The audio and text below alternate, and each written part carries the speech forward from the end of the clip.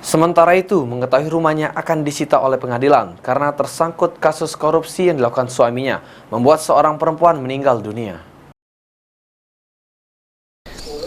Istri dari seorang terpidana kasus korupsi penyelewengan dana LPDP tahun 2014 meninggal dunia saat mengetahui rumahnya akan disita pengadilan.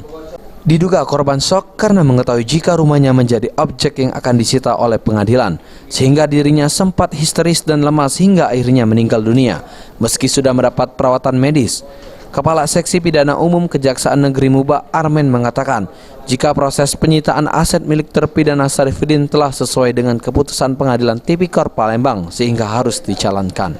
Sebelum eksekusi penyitaan, Kejaksaan Negeri Musi Banyuasin sendiri sudah berkoordinasi dengan pemerintah desa dan kecamatan serta telah memberitahu pihak keluarga.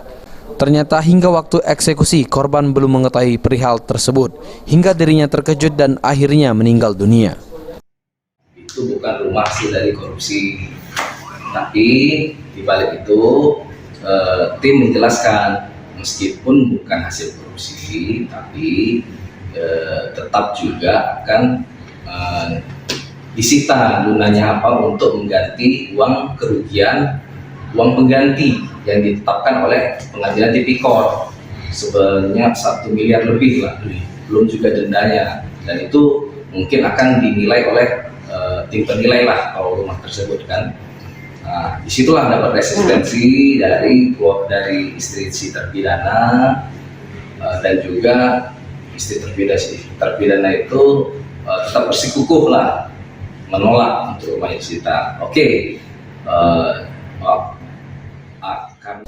Kejaksaan Negeri Muba sendiri telah menetapkan 3 tersangka dalam kasus dugaan tindak pidana korupsi dana yang disalurkan oleh Lembaga Pengelola Dana Bergulir LPDB KUMKM pada KUD Buana, yakni SF, Ketua KUD Buana periode 2012-2014, AG, Ketua Bidang 2 KUD Buana periode 2012-2014, dan BM, Ketua Bidang 4 KUD Buana periode 2012-2014. Ruzi Iskandar, PAL TV.